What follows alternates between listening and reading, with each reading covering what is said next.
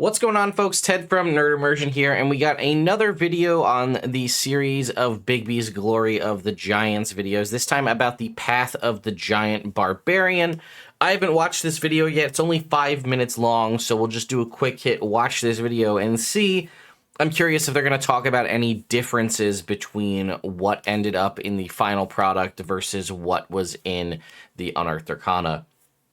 Also, I just wanted to give you guys a heads up before we dive into that about a lot of the stuff you're going to see on the channel. I have gotten a really big, boom in creative energy all of a sudden, so I have a lot of videos I want to make. There's a lot of content still to cover. I have to do all of the TLDR of the latest Unearthed Arcana. The whole preview version of Tales of the Valiant from Cobalt Press has released. I want to get through a bunch of the starter sets and things I'm working on as well, and I've got a stack of books here on the floor. And I want to try to get a lot of this, and I want to try to get some giveaways up before I go to Gen Con, with the hope that maybe if you win and you're at Gen Con, or maybe I'll just bring some stuff to do fun giveaways at the con. We'll see what happens. Anyway, let's go ahead and check out this video, Path of the Giant Barbarian. We have Bigby Presents Glory of Giants, and we have a new subclass. Path of the Giant. Tell me about it. Fun. So Path of the Giant, as the name implies, allows you to, as a barbarian, to channel the primordial might of giants.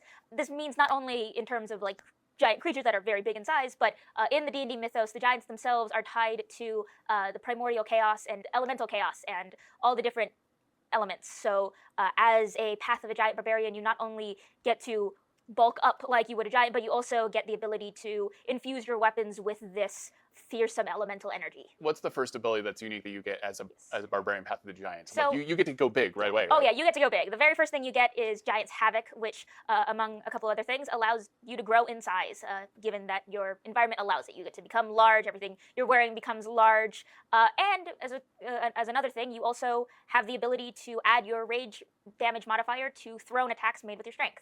In very classic D&D giant. Interesting. So you can... I'll come back to it. Oop, I muted it. Oops. Wanted to bring that feeling into the Giant subclass. The other thing you get when you first take this subclass at 3rd level is you learn Giant, or another language if you already know Giant, and you get one cantrip, either Druidcraft or Thaumaturgy, depending on which kind of way you want to go with your Barbarian. And then after a 3rd level, as you progress, things get more intense. You start being able to throw more and larger things. At 6th level, you get Elemental Cleaver, which allows you to infuse weapons you are holding with that primordial elemental might, hailing back from all these mythical giants and other primordial hulking titans. You also, as a benefit of infusing your weapon with that energy, any weapon you are holding can become a thrown weapon, which allows you to use that aforementioned adding your rage damage bonus to any thrown weapon attack, and that weapon will automatically return to your hand. So you go from just chucking your daggers and your hand axes to chucking your full-on great swords. That's pretty cool. Which is super fun and feels very chaotic in a good way, in the havoc-wreaking way that big burly giants often are. Throwing great swords is terrifying. And then the fact it returns to your hand. So then you can throw it again. And then after that, things get really intense. You start to be able to move people around the battlefield. You start to get to throw creatures. Mighty Impel allows you to move any creature that is medium or smaller to an unoccupied space. And this can be a willing creature, so you can use this while you're raging to help move your fellow party members tactically around the battlefield. However, the other fun thing is that you can just pick up an enemy and throw them now. Enemy has to make a save, but if they fail, you not only move them, they would take fall damage if they are in a space that cannot support them, which is super fun and is really interesting in terms of being able to be a battle tactician, especially if you're playing with a group that very much values combat tactics and approach. It gives you a lot of movement utility, as well as just a lot of fun. Yeah, tossing your friends around, Oh, yeah. throwing someone off a cliff, all that. Yeah. And then at the end, there's the capstone ability. Yes, your capstone ability is called a Demiurgic Colossus, which just basically means all your things previously get bigger and beefier. So you, instead of just becoming large, you can become large or huge. You can move creatures that are large or smaller, and it's just, you just get even beefier and even more giant, and it's just awesome. What did you enjoy about designing this subclass in particular? It's just a fun subclass. It brings me joy in the giddiest kind of childlike way of, as someone who is not necessarily small, but on the smaller side. It basically feels like all of my I desire to be big and hulking and massive dreams just kind of being poured onto the page as a game designer. I always find it so fascinating to have like smaller creatures being able to channel their might and grow and become these amazing hulking titans on the battlefield. And so this subclass kind of really sung with that very chaotic gremlin energy, giant gremlin energy. And it was really fun kind of looking at all the giants and seeing like what makes a giant a giant. What makes a giant in D&D feel like a D&D giant, and how do you transfer those quintessential aspects of a D&D giant into a player subclass in a way that makes the player feel like they are really harnessing the might and power and chaos and havoc that those giants can wreak. All right, so there you have it. That was the sort of quick hit video talking about the path of the Giant Barbarian. Now, we did see this originally in Unearthed Arcana. It sounds like the majority of what we saw in that Unearthed Arcana will be arriving in its final form in the book. By the way, that book does come out in early access, I think, next Friday, actually. So, like, the Friday of Gen Con, which is unfortunate because I will be there, so I might be sneaking off to my hotel to make a video, but either way, that does come out in early access relatively soon.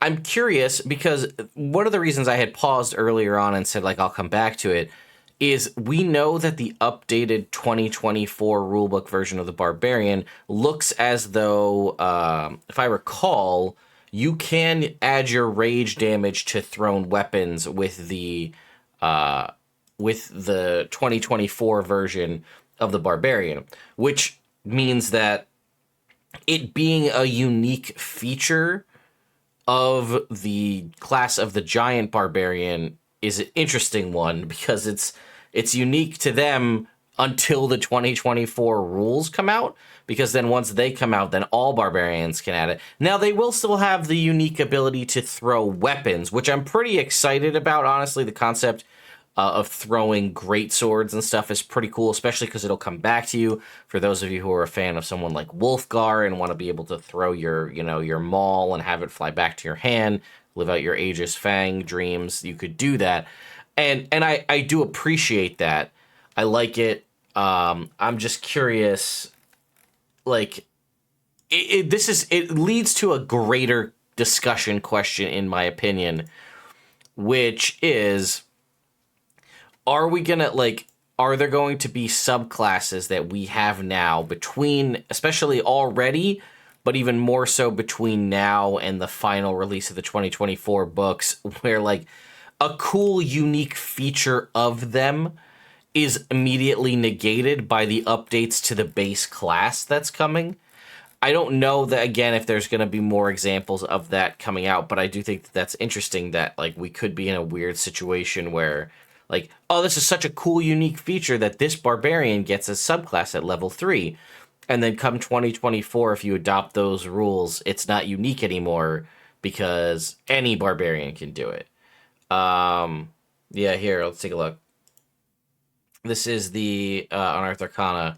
Rage damage. When you make an attack with a weapon or an unarmed strike using strength and deal damage to that target, you gain a bonus. Yeah, so basically the way it's written, I believe in the original 2020 or 2014 version of the Player's Handbook, it says when you hit with a melee weapon using strength, it does the extra damage. The updated version we see of the Barbarian here increases that damage if it's made with a weapon using strength. Therefore, thrown weapons using strength will benefit from the rage damage. So that aspect of uniqueness of Path of the Giant Barbarian is no longer going to be a unique aspect of it. And again, that's one of those things you can kind of just, like, I guess, just overlook.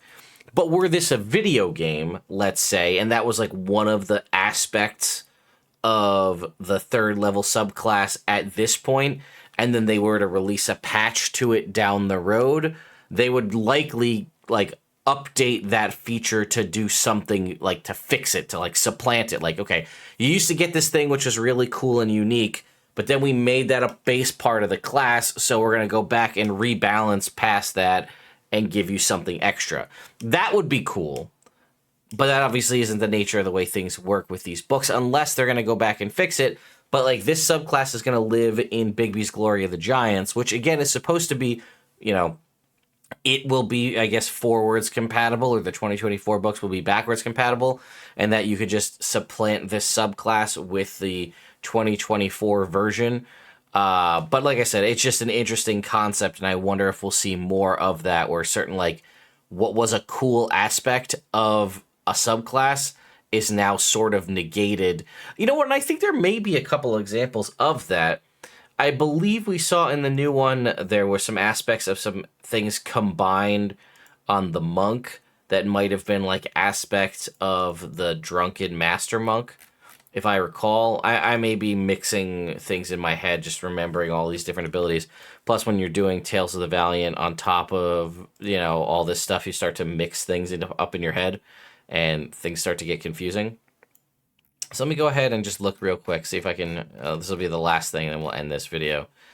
So Step of the Wind is you can spend 1 discipline point to take both a disengage and dash action as a bonus action.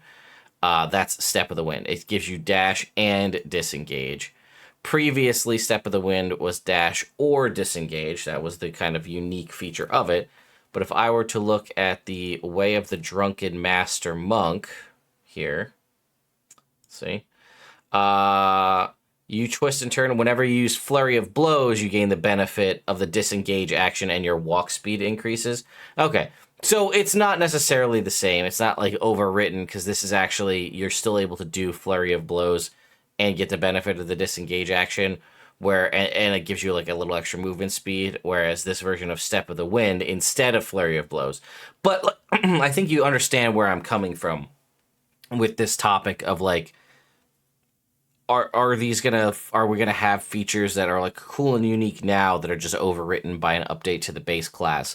Another thing that I did think was kind of interesting of the concept of barbarians being able to throw any weapon and then still be using strength and still having access to their rage damage is what kind of interesting play that will have with the weapon mastery system.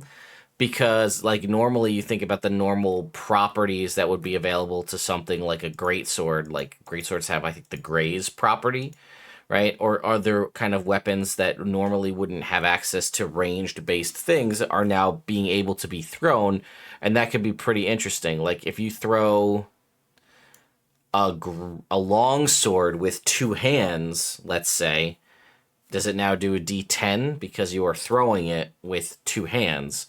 So was it versatile? Or if even throwing it with 1 hand, if the long sword has the flex ability and you throw it, like, does that do it? I don't know. Let me know your thoughts and opinions in the comments down below. I'll see you all next time.